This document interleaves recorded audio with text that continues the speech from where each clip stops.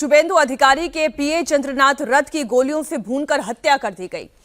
इस वारदात के बाद राज्य का सियासी माहौल बहुत गर्मा गया है। शुभेंदु अधिकारी के पीए चंद्रनाथ रथ की कल रात 10:30 बजे के करीब नॉर्थ 24 परगना के मध्यग्राम में हत्या की गई। उस वक्त वे कोलकाता से अपने घर लौट रहे थे। जैसे ही उनकी कार दोहरिया इलाके में पहुंची, उनके पीछे चल रही एक कार ने उनकी स्कॉर्पियो को ओवरटेक किया और उसके बाद बाइक पर सवार हमलावरों ने स्कॉर्पियो की बाईं तरफ, जहां चंद्रनाथ रथ बैठे हुए थे, अंधाधुंध फायरिंग करनी शुरू कर दी। वारदात को अंजाम देने के बाद हमलावर मौके से फरार हो गए। चंद्रनाथ रथ पर करीब 10 राउंड फायरिंग हुई। उनके सीने पर, पेट पर, चेहरे पर कई गोलियां लगी। उन्हें तुरंत अस्पताल ले जाया गया, लेकिन डॉक्टर्स ने उन्हें मृत घोषित कर दिया। चंद्रनाथ रथ के ड्राइवर को भी गोली लगी है। उनकी हालत भी गंभीर बताई जा रही है। ड्राइवर को कोलकाता के अस्पताल में शिफ्ट किया गया है। इधर हत्याकांड के बाद पश्चिम बंगाल का माहौल अचानक गर्म हो गया है। शुभेंदु अधिकारी और केंद्रीय मंत्री सुकांतो मजूमदार फौरन मध्यग्राम के अस्पताल पहुंचे और वहां पर बड़ी तादाद में बीजेपी कार्यकर्ता भी पहुंच गए। बीजेपी के कई विधायक भी अस्पताल पहुंचे और इसके बाद शुभेंदु अधिकारी के काफिले में अब एक और बुलेट प्रूफ फॉर्च्यूनर जोड़ दी गई है। ये तो जो कुछ भी घटना हुई है उसके बाद की हुई है और जो अब प्रिकॉशंस लिए जा रहे हैं उसके बाद के लिए जा रहे हैं। लेकिन जिस तरीके से ये घटना अंजाम दी गई है, एक बहुत ही सुनियोजित षड्यंत्र दिखाई दे रहा है। आप ये जानते हैं कि शुभेंदु अधिकारी इस वक्त फ्रंट रनर हैं सीएम पद के लिए। बंगाल में 2 दिन के बाद यानी शनिवार को ही शपथ ग्रहण समारोह भी होना है। शुभेंदु अधिकारी ने जिस तरह से ममता बनर्जी का मुकाबला किया, उसके बाद सीएम पद की रेस में जो व्यक्ति आगे है उसकी सुरक्षा पर तो एक बड़ा खतरा आ ही गया है। उनके पीए की हत्या पर कई सारे सवाल खड़े हुए हैं। पुलिस ने हथियारों की तलाश के लिए कई टीम भी बना दी है और जिस जगह पीए चंद्रनाथ रथ की हत्या हुई वहां पर लगे हुए सीसीटीवी से सबूतों की तलाश भी की जा रही है। पुलिस के मुताबिक इस हत्याकांड में भाड़े के हथियारों का इस्तेमाल किया गया है। पहली बात तो ये, और पुलिस का यह भी कहना है कि ऑस्ट्रिया में बनी हुई ग्लॉक पिस्टल से फायरिंग की गई है। चंद्रनाथ रथ पर करीब 10 राउंड फायरिंग की गई। हेलमेट पहने हुए बाइक सवार हमलावरों ने इस वारदात को अंजाम दिया और जिस तरह से शुभेंदु अधिकारी के पीए का मर्डर हुआ, पुलिस का यह मानना है कि यह साफ है कि पूरी साजिश और तैयारी के साथ ही इसे अंजाम दिया गया, क्योंकि जिस तरीके से जो रास्ता चुना गया, जो गली चुनी गई, जो हथियार चुना गया, वो ये बताता है कि पहले से ही इसकी प्लानिंग हो गई थी कि किस तरह से अटैक करना है। चंद्रनाथ रथ कोलकाता से मध्यग्राम में अपने घर जा रहे थे और जब इस वारदात को अंजाम दिया गया, एक कार और बाइक सवार उनका लगातार पीछा कर रहे थे और जैसे ही चंद्रनाथ रथ की गाड़ी दौलताला और मध्यग्राम के बीच दोहरिया इलाके में पहुंची, वहां पर एक पतली सड़क का फायदा उठाकर कार ने उनकी गाड़ी को ओवरटेक किया और उसके बाद बाइक से हमलावर उतरे और उनके शरीर पर ताबड़तोड़ गोलियां दाग दी गई। हमारे सहयोगी मध्यग्राम पहुंच चुके हैं, अभय पराशर वहीं पर मौजूद हैं और चूंकि जिस तरीके से इस हत्याकांड को अंजाम दिया गया, इतने सारे क्राइम सीन आपने कवर किए हैं अभय, इतने सारी आपने क्राइम स्टोरीज कवर की हैं। शुरुआती तौर पर ही ये पूरा समझ में आता है कि बहुत सोच समझकर एक ऐसा रास्ता, एक ऐसी गली चुनी गई जहां से फिर भागने का कोई अवसर था ही नहीं चंद्र रथ के पास। देखिए बिल्कुल मीनाक्षी, जो ये गली है, अगर इस गली में किसी गाड़ी को ओवरटेक करके रोका जाएगा तो भागने का कोई चांस नहीं है। यानी कि एयरपोर्ट से ये जो मध्यग्राम का इलाका है ये बेहद नजदीक है, 9 से 10 किलोमीटर है, लेकिन बाहर हाईवे पर कहीं भी इनकी गाड़ी को नहीं रोका गया। बहुत प्रोफेशनल किलिंग ये की गई है और जो पुलिस के सूत्र हैं उनका ये कहना है कि शूटर्स को हायर किया गया, प्रॉपर रेकी की गई और ये पता था। ये आप देखिए, ये कंजेस्टेड सी गली है। इस गली में जैसे ही शुभेंदु अधिकारी के जो पीए हैं वो अपनी स्कॉर्पियो गाड़ी में थे, उनके साथ उनके एक ड्राइवर थे और साथ में एक और शख्स था। 3 लोग थे गाड़ी के अंदर। गाड़ी यहां पर आती है, एक छोटी गाड़ी से स्कॉर्पियो को ओवरटेक किया जाता है, गाड़ी को बिल्कुल सटा दिया जाता है ताकि स्कॉर्पियो ना निकल पाए। और ये जो सीसीटीवी कैमरे हैं इस पूरी गली में, मीनाक्षी, कई जगह सीसीटीवी कैमरे लगे हुए हैं। इन सभी कैमरों के जो डीवीआर हैं, जो फुटेज है, उन्हें इस वक्त पुलिस खंगाल रही है। पुलिस के हाथ अब तक खाली हैं। कौन शूटर्स थे, क्योंकि गाड़ी को जिस तरीके से रोका गया, एक छोटी गाड़ी को लगाया गया स्कॉर्पियो के आगे और बिल्कुल तभी एक बाइक आती है, बाइक पर कुछ लोग सवार होते हैं, हेलमेट पहना होता है और स्कॉर्पियो का जो मिरर होता है उससे बिल्कुल सटा के फायर किया जाता है। करीब 10 राउंड फायरिंग की जाती है, जिसमें से कई गोलियां जो है वो शुभेंदु अधिकारी के जो पीए हैं चंद्रनाथ, उनको लगती है, उनके पेट पर, उनकी छाती पर, उनके मुंह पर गोलियां लगती हैं। साथ ही में जो ड्राइवर है उसको भी बताया जा रहा है एक गोली लगी है। फिलहाल जो क्राइम सीन है, जो स्पॉट है, क्योंकि यहां से स्पॉट से महज 10 से 15 कदम आगे ही उनका फ्लैट है जहां पर वो रहा करते थे और इस लोकेशन को चुना गया। फिलहाल अगर आप देखेंगे तो यहां पर क्राइम सीन जो है उसकी जांच के लिए सुबह सीआईडी की टीम भी यहां पर पहुंची थी और अभी भी अगर हम बात करें तो ये आप जो टूटे हुए कांच के शीशे देख रहे हैं, ये वो जगह है जहां पर गाड़ी को रोककर बाकायदा बाइक जो है वो एक तरफ लगाई गई और ये देखिए, ये स्कॉर्पियो गाड़ी के शीशे हैं, यहां पर एग्जैक्ट फायरिंग हुई और इसी को लेकर फिलहाल पुलिस की टीम जो है वो लगातार जांच कर रही है। अभय आप रहे हमारे साथ, जो जानकारी अभय दे रहे हैं उसमें कुछ 2-3 और डिटेल में जोड़ देती हूं कि एक तो जिस कार का इस्तेमाल WB74AK2270 ये रजिस्ट्रेशन नंबर है और जब इस रजिस्ट्रेशन नंबर को चेक किया गया तो विलियम जोसेफ नाम के किसी व्यक्ति के नाम पर ये नंबर प्लेट जो है वो इशू हुई है और सिलीगुड़ी की है और सिलीगुड़ी एआरटीओ से पता चला कि 10 साल 3 महीने पुरानी इसका रजिस्ट्रेशन है।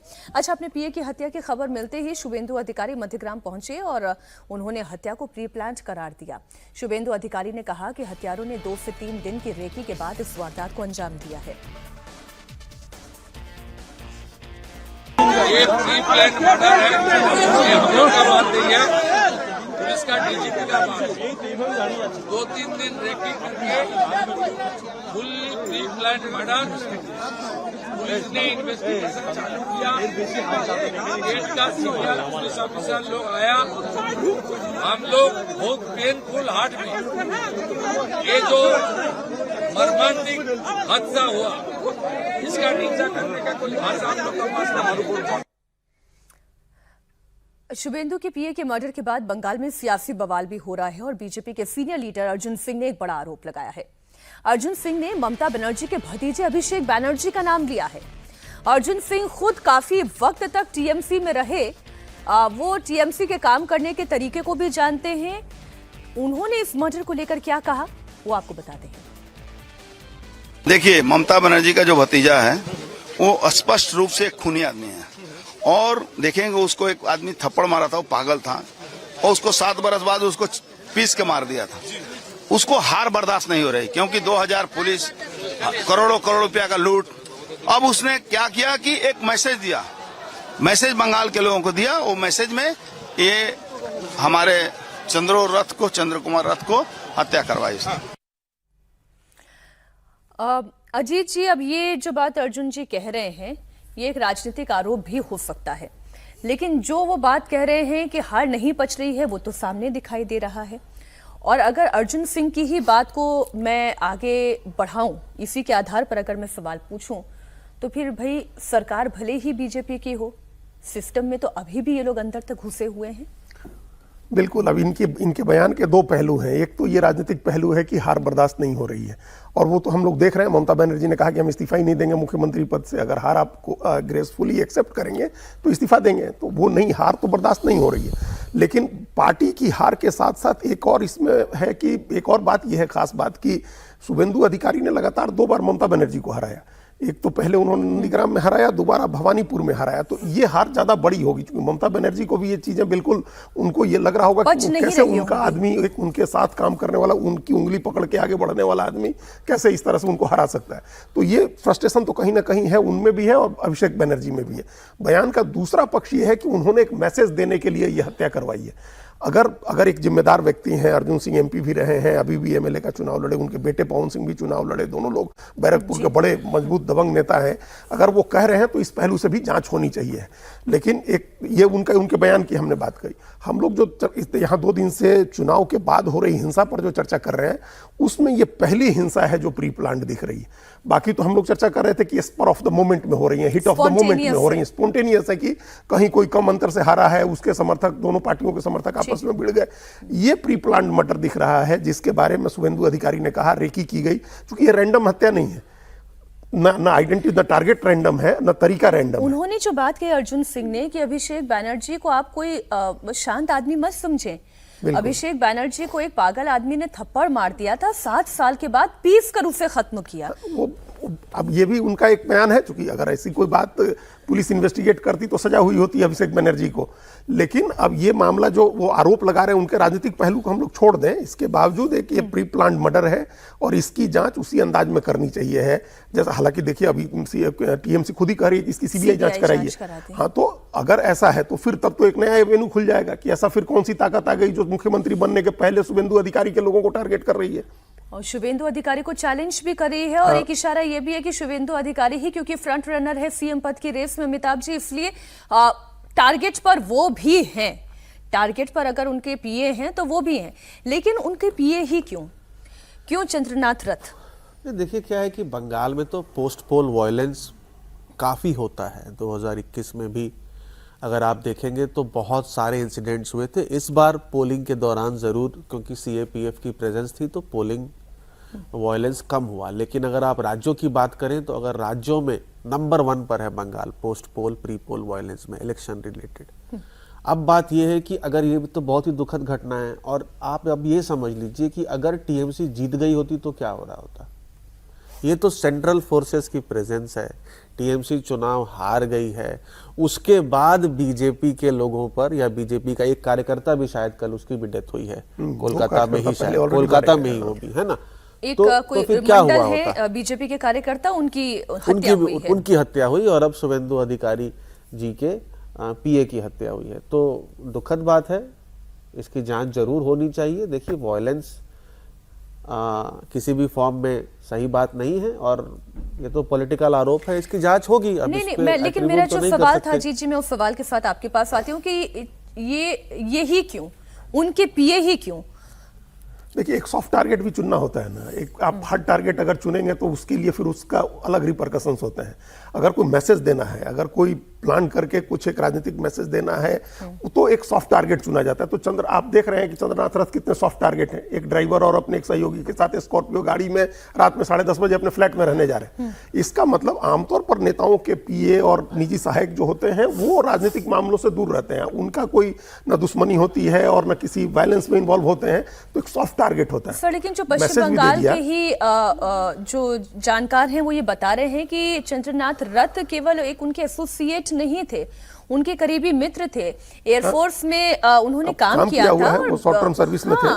और उसके बाद फिर वो लगातार शुभेंदु अधिकारी से जुड़े रहे। जब शुभेंदु अधिकारी एक दोस्त की तरह भी और जब तृणमूल कांग्रेस में थे शुभेंदु अधिकारी, तब भी चंद्रनाथ राय उनके साथ थे और अभी भी उनके साथ। तो एक आप जब टारगेट करते हैं किसी बड़े नेता को, इससे तो निश्चित रूप से शुभेंदु अधिकारी की भी ताकत घटेगी ना। उनके सबसे क्लोज एसोसिएट को अगर आप मारते हैं, एक चैलेंज करते हैं, तो एक हमको सिर्फ अभी पहला यही लग रहा है जो आपने पूछा ना कि ये क्यों, तो एक सॉफ्ट टारगेट है जिनसे आप बड़ा मैसेज दे सकते हैं। आपको इसमें बहुत कुछ नहीं करना है। आपको पता होगा, लोगों को इनका रूटीन पता होगा कि एक आदमी ऐसा जो अपना अकेले जाते आते हैं, यहाँ रहते हैं, तो रेकी करो, उनको सॉफ्ट टारगेट चुन करके मार डालो, उसे मैसेज भी दे दो।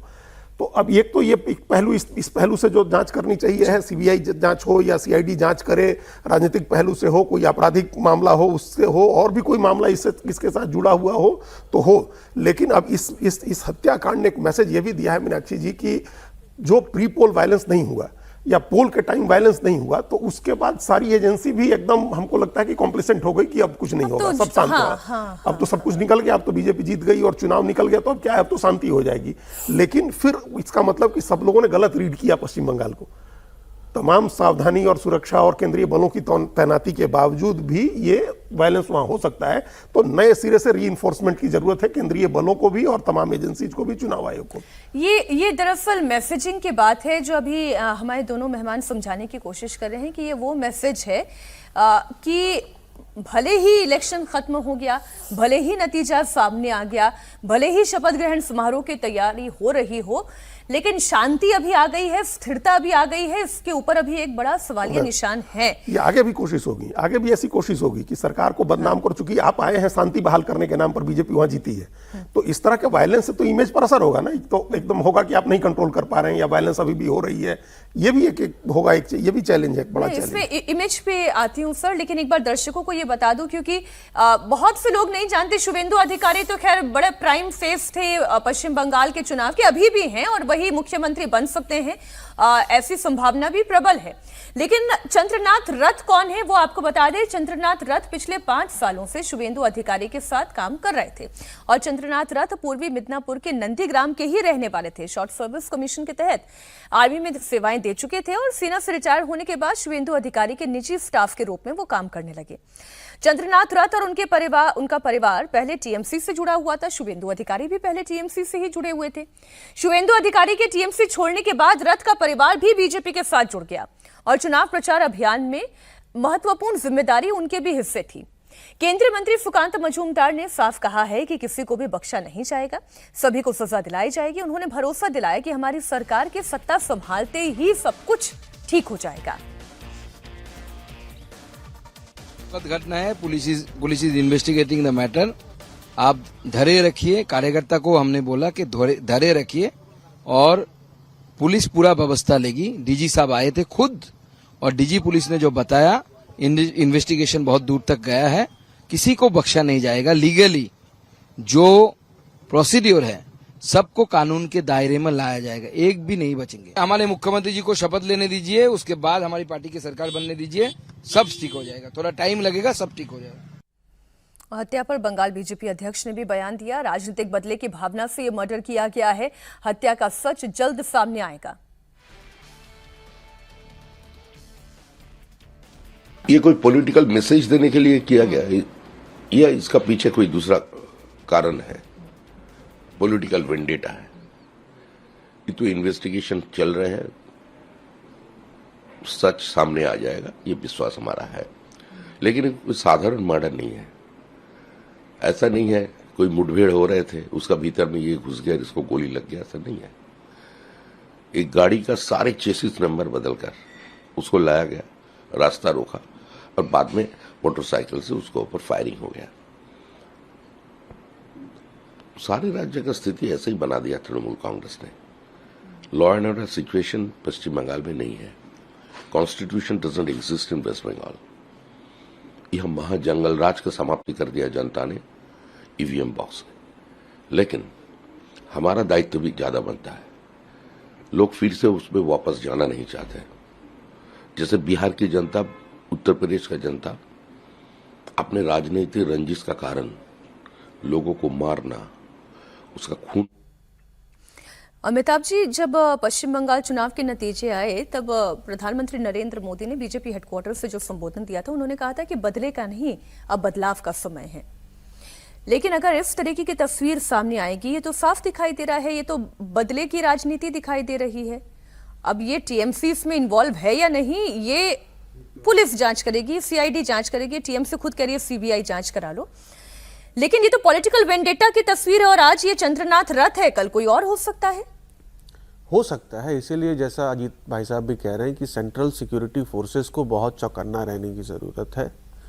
वहाँ पर सिचुएशन आउट ऑफ कंट्रोल हो सकता है कुछ बाहरी ताकतें या पॉलिटिकल वेंडेटा के नाम पर भी, खास करके जो मुस्लिम मेजॉरिटी डिस्ट्रिक्ट्स हैं, मालदा, मुर्शिदाबाद, या जो पूरे बॉर्डर, बांग्लादेश बॉर्डर के अराउंड डिस्ट्रिक्ट्स हैं, साउथ 24 परगना से लेकर के ऊपर कूच बिहार तक। क्योंकि देखिए बॉर्डर पोरस है, फेंसिंग पूरी हुई नहीं है, आराम से लोग आते जाते हैं चुनाव के दौरान, पहले हमने देखा है।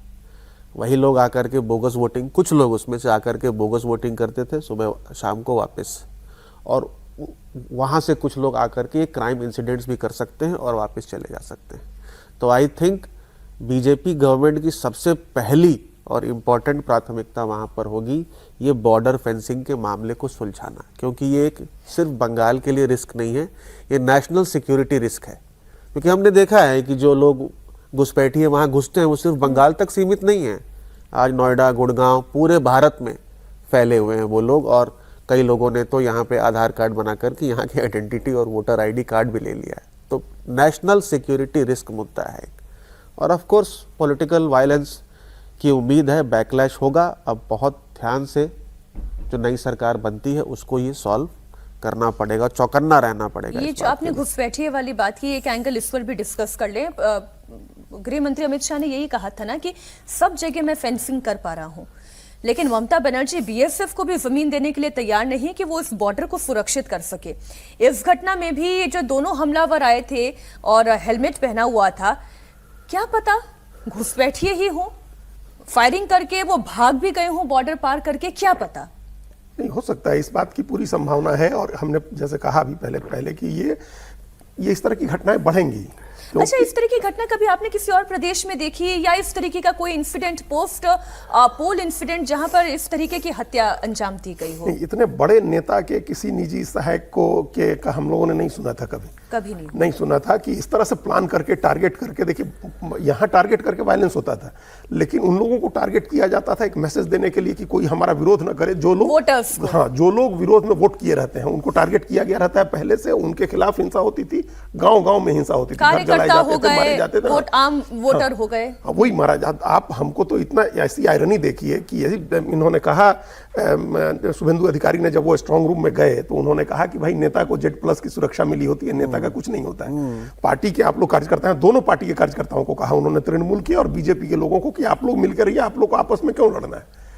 वो एक चुनाव खत्म होने के बहुत अच्छा मैसेज था। चुनाव खत्म होने के बाद ही जिस दिन मतदान खत्म हुआ उस दिन भी वो टीएमसी के कार्यालय में चले गए थे, रास्ते में एक छोटा सा ऑफिस था जहां चले गए वो एक मैसेज दे रहे थे कि भाई मिलजुल के रहना है। चुनाव का जो हीट थी, गर्मी थी, वो चली गई और नेता को कुछ नहीं होता है, आम आदमी को होता है। तो इसके पहले भी यही होता था कि आम वोटर को गाँव में उनके घरों पर हमला किया, आग लगा दी, मारपीट की, हत्या कर दी। इतने एक बड़े नेता को, जो मुख्यमंत्री का सबसे प्रबल दावेदार है, जिसने कैंपेन को लीड किया है, उसके निजी सहायक को जो इतने वर्षों से साथ था, टारगेट करके मारना कोई छोटी बात नहीं है। और जो घुसपैठ वाली बात आपने कही, वो लॉन्ग टर्म की समस्या, अभी की तात्कालिक समस्या तो है, तत्काल भी कानून व्यवस्था बिगड़ने में उसका हाथ होगा। बॉर्डर, जो पोरस बॉर्डर की बात अभी कह रहे थे अमिताभ जी, 2200 किलोमीटर का बॉर्डर है बंगाल के साथ, पश्चिम बांग्लादेश का, जिसमें कोई 1500-1600 किलोमीटर की फेंसिंग हो गई है। जो 500-600 किलोमीटर का है, उन्होंने कहा था कि पहली कैबिनेट में हम डिसाइड करेंगे आयुष्मान भारत की योजना और बॉर्डर फेंसिंग, जमीन देने के बारे में, वो तत्काल करना चाहिए। और इंटरनल जो पुलिस की व्यवस्था है ना, उसमें भी बहुत सावधानी से काम करना होगा पुलिस को। और अभी 2 महीने के लिए कहा है, आगे भी जरूरत हो तो केंद्रीय बलों को वहां रखना चाहिए। इस घटना के बाद ये तो कहा जा सकता है बीजेपी अपनी सरकार बना भी लेती है, उसके बाद वो इस सिस्टम को कैसे ठीक करेगी, ये उनके लिए सबसे बड़ा चैलेंज होगा। बंगाल में खून खराबा हो रहा है, सत्ता परिवर्तन के बाद टीएमसी का पॉलिटिकल चरित्र भी सामने आ रहा है।